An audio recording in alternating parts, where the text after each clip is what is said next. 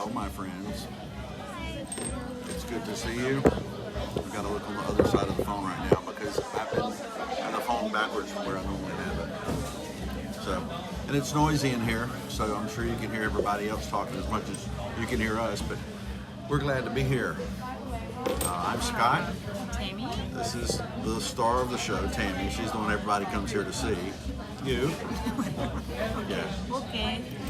So anyway, we are here to do our weekly broadcast, and we haven't done it in a few weeks. So it's not been very weekly lately. Monthly. Yeah.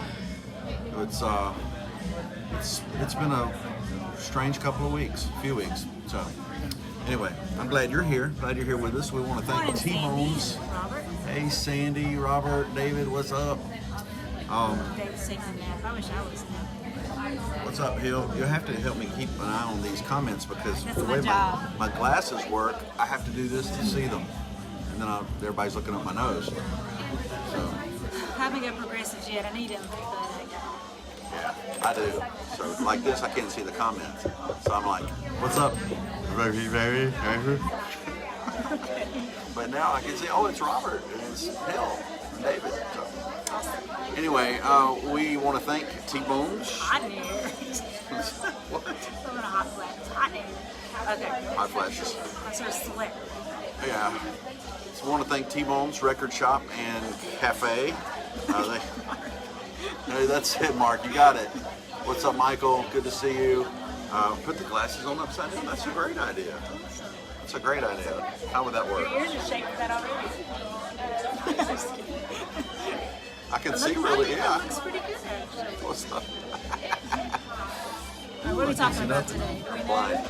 Yes, we do know what we're talking about today. We're going to talk about a little bit of music and a few memories, a little bit of heavy metal. Yeah. Are you okay? I'm just really hot. It's really hot. She's really having a hot flash right here. All right. 50 live. at its finest. There you go. So, and I'm having coffee, and it's hot, it's steamy. But yeah. So we're going to talk about some music and stand on your head. That would work. Or we're going to talk about some music. We're going to talk about a few memories, and these are good memories that helped shape who I am today. So, and going to talk about a little bit of heavy metal. So that's not me bumping the table, by the way. I didn't do that. I didn't do it. Would you pick on the Yeah. Stop bumping the table. That's good coffee. Okay. We're at T-Bones again, except inside because it's 100 degrees outside. So I went and got a couple of records that I may get this record. They don't have Christian rock here. They do once in a while in the used section. This came out of the used section. Anybody remember Journey Raised on Radio? You remember that? That's a good record, so I'm thinking about getting it. It's used, but it's in really good shape. Give them a video, a tour of what the store looks like. You want to see a tour of what the store looks like? Now there's what the store looks like. The record shop is on that end, way down there, and then the cafe is right over there. And we are in the very far corner, way over here, In the hot area. and where it's hot. She's having the hot flashes. It's okay. So anyway, hot. I know none of y'all are probably old, but I'm a geezer. So anyway, yeah, this is one of the records I'm thinking about buying. Journey Raised on Radio. I like Journey. I'm a Journey fan. I don't know about you guys. It's not metal, but I still like it. I like Journey. I like George. the. You love Boy George. I like the like Rush and Journey and Triumph. John says hey. So, well, hello, John. Good to see you, and Robert. It's good to see you. All of you. It's good to see all of you. And by the way, it shows us how many people are watching live, but it only shows the number of people that are I want public. to be there with Tim. He says it's So, winter there. Oh, wow. To be there. Wow. Thanks. I like winter. 5 years. I like it a lot. Cold winter sun. Brandon. Demon Hunter song. I like that. Yeah. So anyway, that was one record I wanted to think about getting. Another record I'm thinking about getting is, and y'all don't laugh at me about this. What's up, Scott? don't laugh at me about this, but I'm thinking about getting this one. This is Brandon. Oh, Brandon's waving. Yeah, good to see you, Brandon. What's up? Yeah, Peter. Yeah, exactly. They are fantastic. I'm thinking about getting this one. This is a new release, but it's a picture disc of Pearl. I'm liking it, and thinking about getting it. I don't know. Our record store day's already gone. Kind of gone. It was in May, yeah. But yeah, and then I picked out one for Tammie. This is a record for her. yes, you know me so well. Hey, I do want that. Actually. I know her pretty well, don't I? Yeah. I'll stick with the. What's up? What's up? I'll stick with my two, but yeah. Karma Chameleon. Karma Chameleon. Look, she's loving this. Look at this. I actually saw him in concert. No, that's 2019. Scott wouldn't go with me. Don't you think, as I've seen Alice Cooper 4 times, Scott should have gone to see. They can't hear you. You got the thing over your face. That Scott should have gone to see Boy George once. He's going to the next one. Yeah, she went to see Boy George and I didn't go, and she keeps throwing it in my face that she's going to see Alice Cooper 4 times. I don't think you're going to see Alice Cooper. At least 3. 4 might be a stretch. At least 3 times. Got the underwear to prove it. Alice Cooper, he sells everything. Anyway. No. Chris just answered that question. Chris. Thanks, Chris. That's not nice. High five. High five. That's not nice. You know, the televangelist used to say, touch the TV and I'll pray for you. I'd touch the TV and high five me. Yeah. Fine. Yeah. She'll buy that record. And I just also learned that in Atlanta in August, Ricky Martin and Enrique Iglesias are both headlining, and I might make a note of that. That's great. Okay. Yeah. But here's something I really do want to talk to you about, and I'm really excited about this. This is called Roxology. I don't know how to get it without it having a glare. I tell you, how about I do this? Take it out of the case. Roxology. I'm really excited about this. It is good. I like it. And I don't like heavy metal. You like some heavy metal, and you like this. I do like that. There you go. Roxology. Roxology is a new CD that I'm really excited about. Unearthing Majestic Hymns from the Catacombs. Unearthing Majestic Hymns from the Catacombs. Leighton and Martin, Roxology. Really excited about this. This is Leighton and Martin, 2 of my friends, and we're really excited. We're really excited about this. The whole origin of how it came to be is in here. It's got a really cool booklet, and you guys know who did the artwork? You know who did the artwork for the record? Yes. Including this artwork here, which is on the CD itself, and the one on the back, which is really cool. You know who did that? Yes. Did I tell you who did it? Don. Don did it, yeah. Wow. Yes, I did. There you go. Don did it. Really excited about this. What is your guilty pleasure? Sam wants to know what my guiltiest pleasure of music is. My guiltiest pleasure. Okay, I know what it is.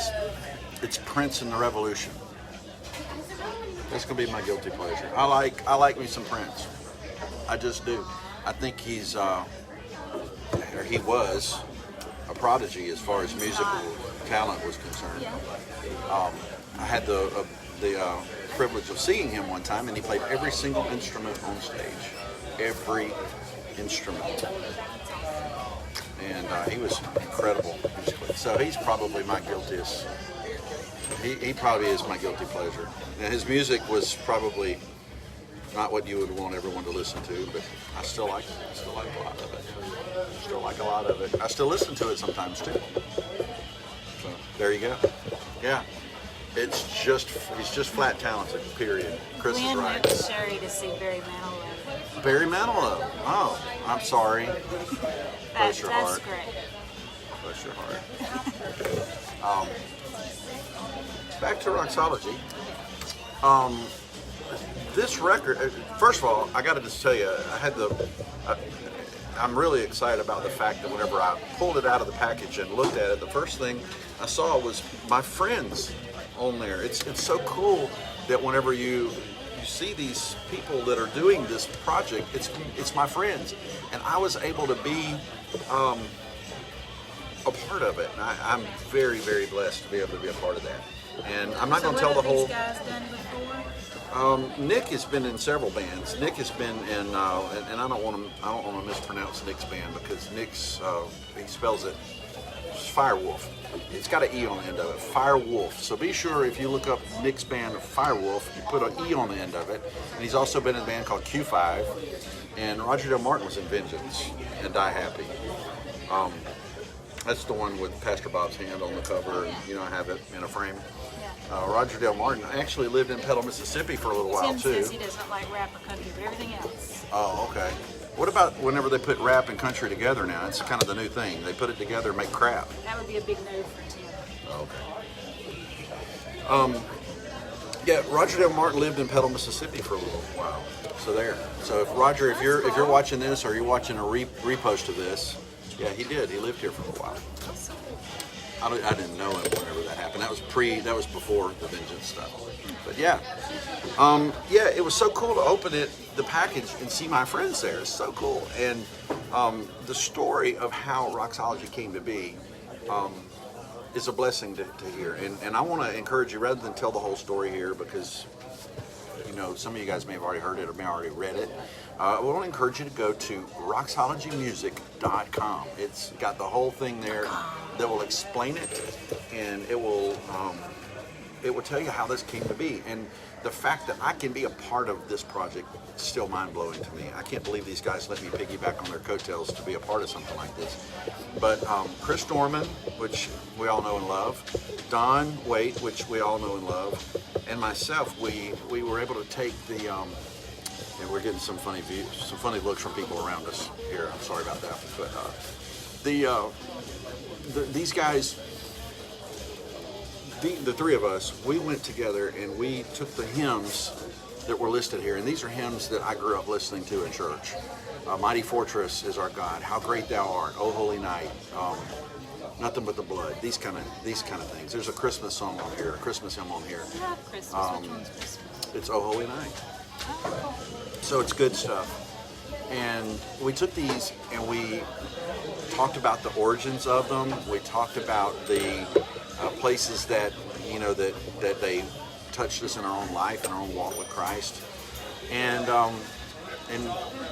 yeah, we at roxologymusic.com, and we have a whole page for every single hymn, and we break it down and we just kind of talk about it there. So it's pretty cool, and I'll talk about one now if y'all want to hear about it. So what are you reading? That's it. I listened to a bit of Crucial Kick. Yeah, Aussie hard rock band from the early 90s. Very straightforward, but good. I'll check that out, Tim. I've not ever listened to them. I'll check them out. See how I'm doing this. You need really big glasses, and then I do. Yeah, so if you haven't checked out roxologymusic.com, you need to check it out. Spotify? You can go to Spotify, you can go to Apple Music, you can go to YouTube. Any place that has music has got this. But I really like. It's cool. I haven't had a CD in a long time, and I like the fact that I want it in vinyl. They haven't yet. Well, I wish they would make it in vinyl. Wouldn't that be cool? I would love that. Yes, it's kind of like that. It's kind of like that. Chris, they go to the website like to that. order to Yeah. listen. Yeah, yeah. It's got links to everything on the website, and you can check it out and all that. I'll tell you a little story about one of the songs on here, and I talk about this in more detail on the website. One of the songs on here, and one of the things is one of the very early things that Nick Layton wrote for us whenever we started talking about doing this. Was the song "They'll Know We Are Christians by Our Love." It's probably Chris, is it even a hymn? They'll Know We Are Christians by Our Love, I think, is the only one on the CD that is not a hymn. It's probably more of a Christian song, not a hymn. Hymns, remember? Yes, I do remember that. I do remember that. Absolutely. Very cool. They'll Know We Are Christians by Our Love, and Chris can tell us if that's a hymn or not. I don't even remember. I should have talked about that whenever I talked about that. I'll Google it. They know we're Christians. But this particular song, "They'll Know We Are Christians by Our Love," was a very special song in my past and in the catacombs of my mind. When we talk about unearthing majestic hymns from the catacombs of my mind, when I go back into the music and start digging out things, yes, you did, and I wasn't there, and I wish I was. It was a I'm very Christian jealous. hymn written in the 1960s by a Catholic priest, Yeah, and I know Friar that. I know Peter. that. But it is a hymn? It says a Christian hymn. Okay, so maybe it is a hymn then. There you go. Yeah. That particular song, when I go back and I start thinking about music in my past, it's one of the very first ones I ever think of. And I'll tell you why. The song itself is the very first song I learned to play when I played guitar, which I was not good at guitar. I'm not very musically inclined. Sure you are. I have a hard time playing CD player. I'm trying to figure out what to do with this. Whatever. I think you stick this somewhere. I think you stick it. You want me to say it, but I'm not going to say it. So anyway, I'm not going to say it. you're red. Why are you blushing? Anyway, when I go back and I listen to "They'll Know We Are Christians by Our Love," and I hear that on this record, I go back to whenever I was about 11 years old. And this is a true story. I talk about this in greater detail on the website, and you can go back and read it. And I encourage you to do that. Roxologymusic.com. Go read about it. It's really cool. But wait till we get done with this first. I was about 11 years old, and I was at the church that we went to 5 times a week. If the doors were open, we were there. We were there every Sunday morning for Sunday school, for preaching, every Sunday afternoon for choir practice, they call it training union, which is kind of like Sunday school for nighttime. And then at nighttime preaching. That was just on Sundays. Then you had Wednesdays, then you had visitation, then you had all the other things that we did. We were in church all the time. And there was one man who was probably my very first, I'll call him and consider him my very first youth pastor, even though at this time I wasn't in the youth group, that I just, to this day, I just hold him in very, very high regard. I really do. And his name is Boyd, B-O-Y-D, Tweedy, T-W-E-E-D-Y. If you put his name on a legal form and had the last name first, it's Tweedy Boyd. And Brother Boyd, at VBS, they always had Tweety Bird bills. I remember Tweety Bucks. And he gave these things away, and they would spend them on candy and all kinds of things. Yeah, it was cool. He was one of the first people that I knew. Chris is watching. Chris is "They'll Know We Are Christians by Our Love," a hymn. He's watching now. Brother Boyd was the one person that I just, other than my own family, my own dad. Speaking of my own dad, I'm not having a very good week this week. This is Father's Day week. I'm really struggling with that this week because I miss my dad so much. But anyway, Brother Boyd, who's still with us, and I love that man, loved me and invested in me. And He's your boy. yeah, that's him. There you go. There you go. Brother Boyd just really spent a lot of extra time with me. He was the one that when I got in trouble with my mom, she'd say, "We're going to go see Brother Boyd." And she'd make me sit down with Brother Boyd and we would talk, And Y'all saw him a lot. and we saw him a lot, yeah. And through all the stuff that he knew about me, and I was not a good kid. I was a bad kid. You were a good kid. Just mischievous. I was mischievous. I was like Loki. Yeah. What's up, Glenn? Yeah. I was invested in the life of Brother Boyd, and he was invested in me and spent a lot of time with me. And I remember one time he had decided that he was going to teach us how to play guitar. And I was so excited I got to learn to play guitar. And I'd been taking piano for years. And you know, I took it for a long time, but I still can't play it. 7 years. Long time, and I still can't play it. But I decided that this was my new idea, so I wanted to do it. So I talked to my parents about it. They were real encouraging about it and got me a guitar.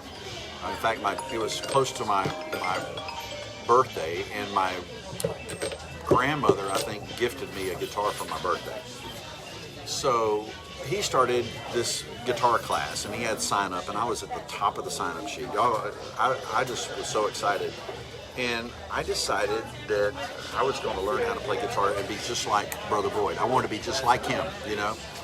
So I jumped into it. I got the guitar, I started doing the finger exercises, and the first day of class, whenever he started teaching us the actual steps of how to play guitar, chords and stuff, I got there early. I got there before anybody else did.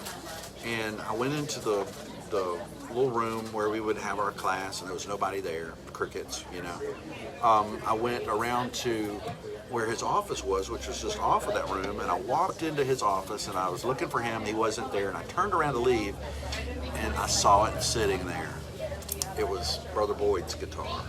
Wow. And I just thought, what's up? This is going in the bad direction.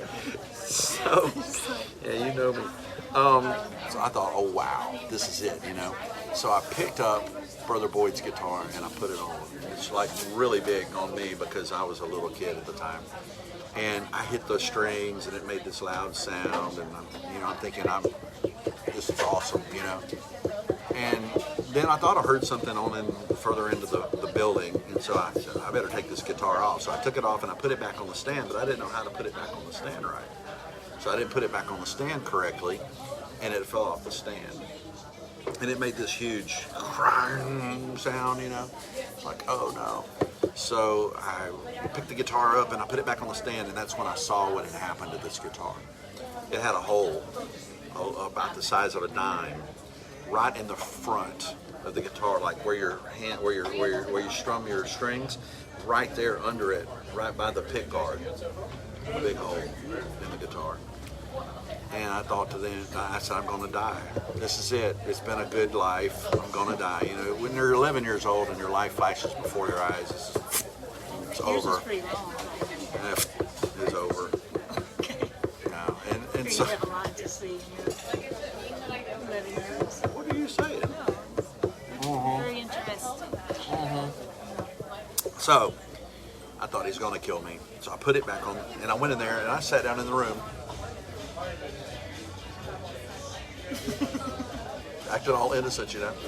By that time, other people started coming, and they started walking in and hanging out with us. And then from his office, which had an outside door, I could hear him in his office. He comes into the room, and by this time we probably have about 20 of us sitting there. And it's not just kids, it's adults too. And there's about 20 of us, and he walks into the room, and you just have to kind of know him, and he's going, you know, and he's very businesslike, and he's such a cool guy. And he walks around in front of the class, and he says, I have a question.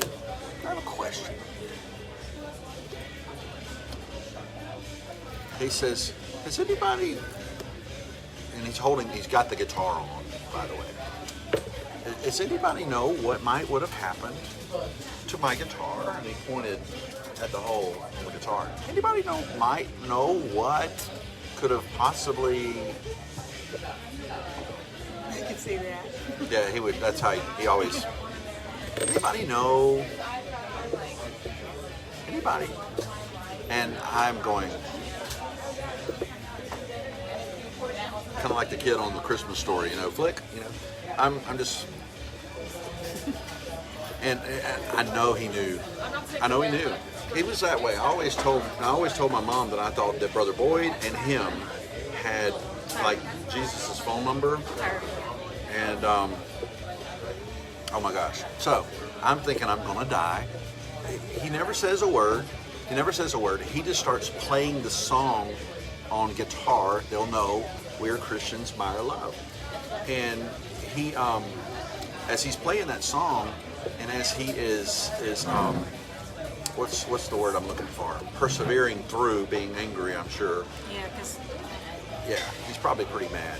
As he's playing the song and he's persevering through his anger with his guitar situation, he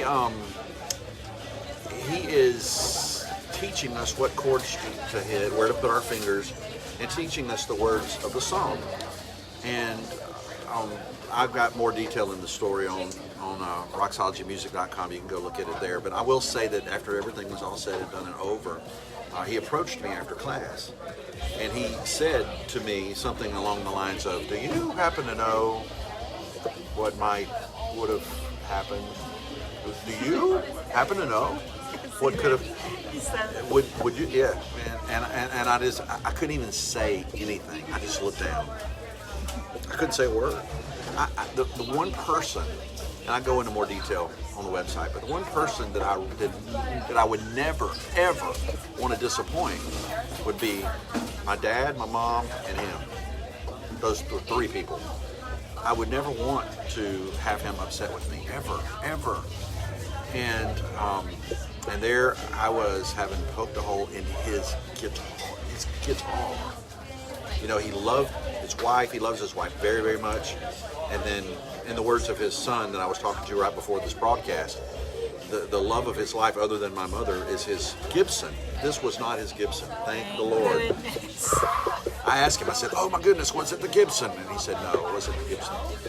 Well, he told me at the time, he says, "Well, I'm just glad that it wasn't this guitar." And he picks up a Novation guitar. And he said, "I'm just thankful that it wasn't this guitar." And he shows me that guitar. And I'm like, "Oh, wow, it's an Ovation. It's amazing. And it's a beautiful guitar. It's got a rounded back on it." And he says, "Okay," he says, "now go practice your song. And don't ever touch my Ovation. Don't ever touch it." Yes, sir. Yes, sir. You know, I mean, that was it. And he never mentioned that anymore to me. So that's the story that I tell about this particular song. They'll know we are Christians by our love, because later on in life, I did a what's the word I'm trying to put here? Like a roast. We had a roast for Brother Boyd. This has been many years later. Many years later, we had a roast for Brother Boyd. And they asked me to be one of the speakers there, and I was so honored to be able to do that. I loved that opportunity. And so anyway, I'm at the roast, and after the roast is over, and we've been talking and roasting Brother Boyd, he came up to me, and I told him, I says, "You know, Brother Boyd, I got to tell you, I don't know how you stuck with me through all these years and through all the things that you know about me. I don't know how you did it." And you know what he said to me? You know what he said to me? He says, "They'll know we're Christians by our love."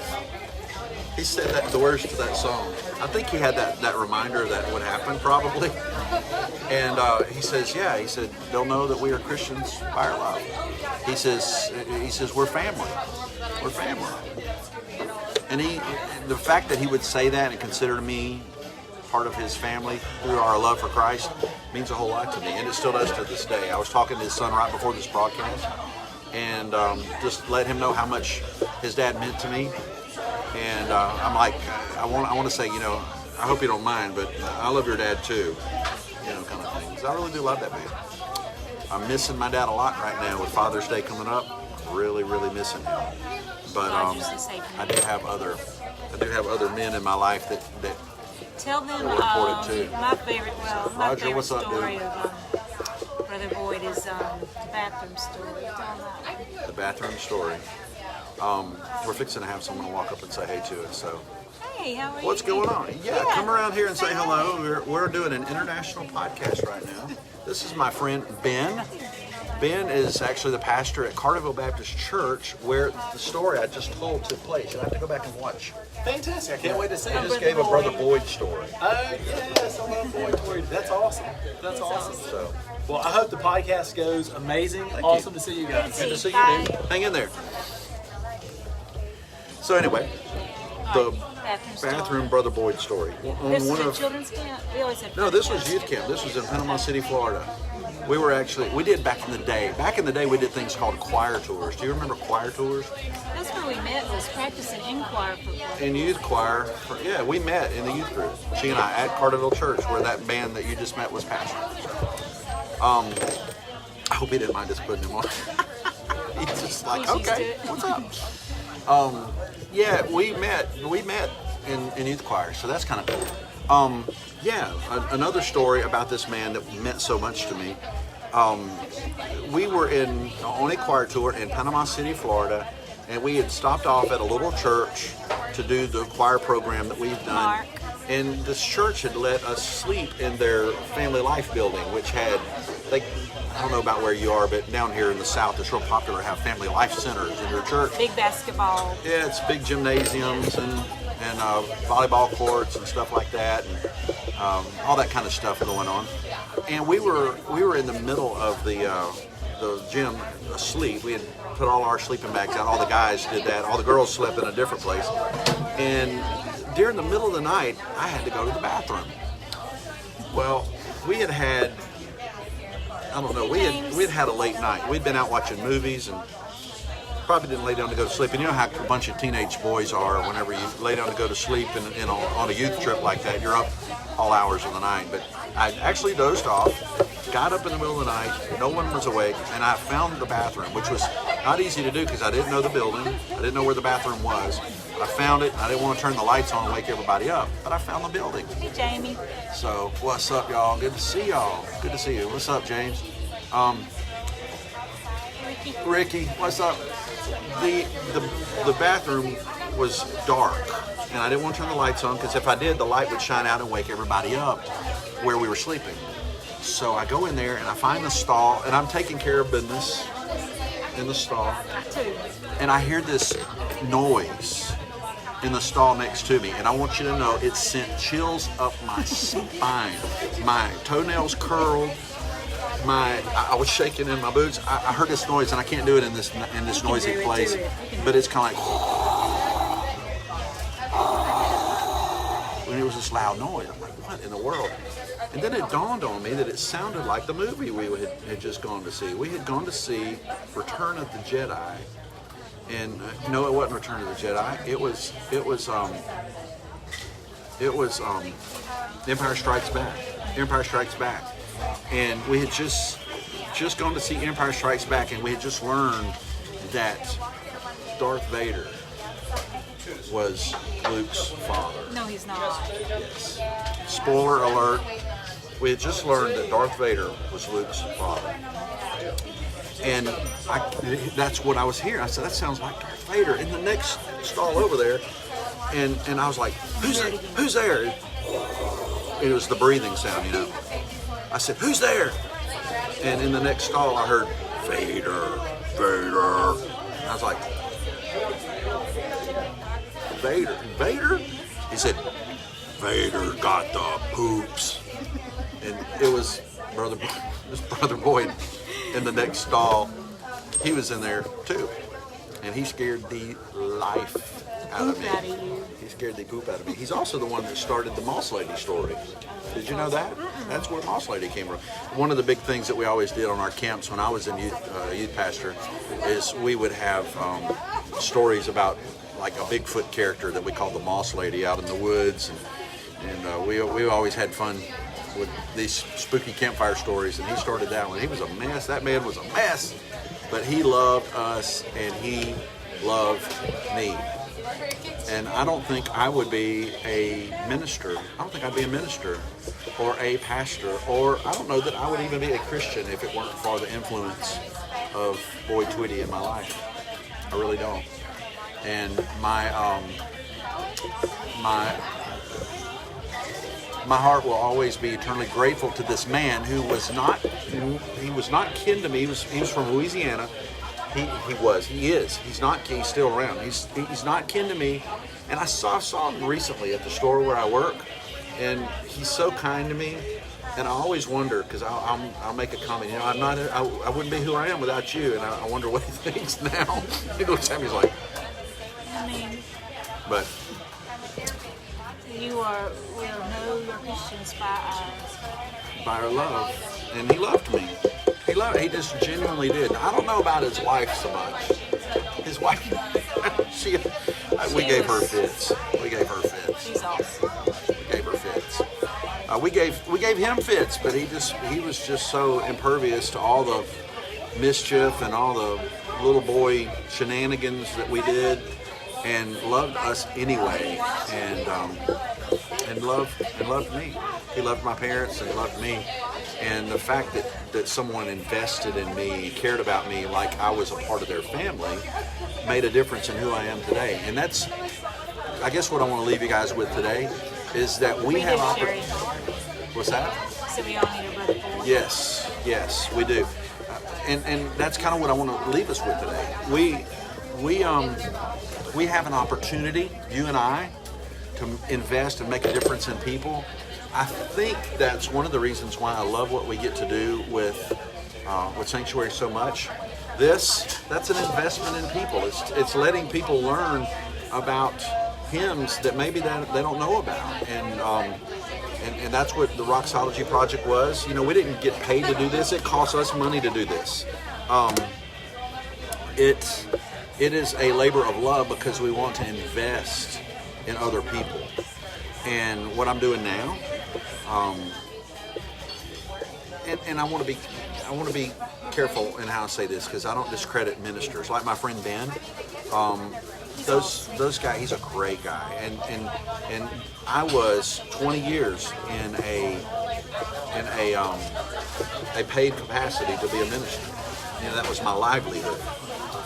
But I don't think I ever had the opportunity of the impact that I've had since I've got out of that, like I do now.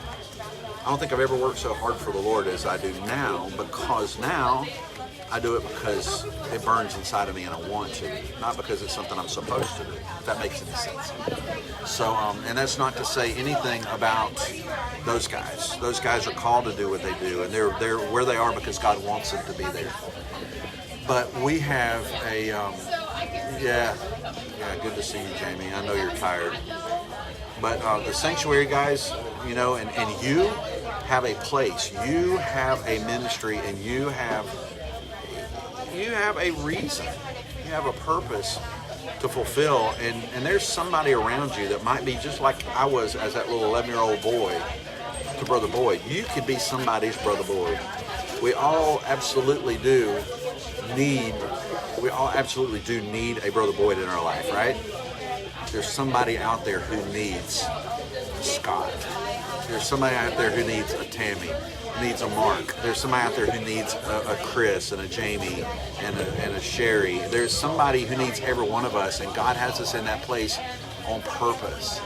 And I think it's just important that we be reminded of that. So James says, you and Roger rock it. Oh, dude, that wasn't me rocking it. Wasn't me. I wish it was. In spirit, yeah. I did some of the commentaries. It was the project. I want to be careful I say that. My involvement in this project was commentary. Those guys, Nick and Roger, Roger Dale and Nick, they're killer. They're just killer. You're right, they are. So, yes, Michael was a great guy. Yes, he was. I miss him too. Missing a lot of people this week, so I'm praying this week for all the folks that are missing their dads, missing their fathers. I'm glad I found a Brandon. So, yeah, praying for all the folks that are missing their fathers this week. Praying for those. Praying for all those that are fathers this week. A lot of fathers out there that are trying to be good dads, and a lot of fathers that may be separated from their children. They're not able to be with their children right now. So I'm praying for you. And yeah, lots of prayers are going out this week. Let's pray real quick together, and we'll call it done. All right. Let's take a fork from you. I'll be done. You're done. Let's pray. God, thank you so much for the opportunity you give us to impact other people's lives. The love that we have for each other as Christians places us in a family, and we're so thankful for the fact that we are metal, but we are family. We are part of that Christian family. And I thank you for that song, for the place that it has in my heart. I thank you for this project, roxologymusic.com. I thank you for the impact that those songs, all those hymns have had on my life through the years. Thank you especially for Brother Boyd, for what he meant to me, what he still means to me, but as a child, for what he did for me as a little boy, and the impact that it's had on me all these years later. And hopefully the impact that he had on my life has impacted other people. There will be people that Brother Boyd has touched and influenced and loved on that will never ever even know it until they meet in heaven. And because of what he did in my life and encouraging me and caring for me as a little boy, will impact others around me, and it goes out as a big ripple effect, and we thank you so much for that. So God, we put all this at your feet. We lay it in your lap as glory to you. We're thankful that you choose to use us and allow us to be ministers to other people like Brother Boyd was to me. And I pray that you will just be glorified and lifted up in everything that we say and do, and show us someone around us today that needs to have that special encouragement from us, that special touch of God's love from us. Show us those people in our life that we can influence. In Jesus' name I pray. Amen. God bless you, folks. We know it's noise in here and we're sorry, but we love you so much and we appreciate you putting up with us and watching and hanging out with us. And hopefully we will be back here, Lord willing, and the creek don't rise. That's a Mississippi saying. We'll be back here next week. So, there you go. Love y'all, and hope y'all have a blessed day, week, and Father's Day. So y'all hang in there, okay? Bye.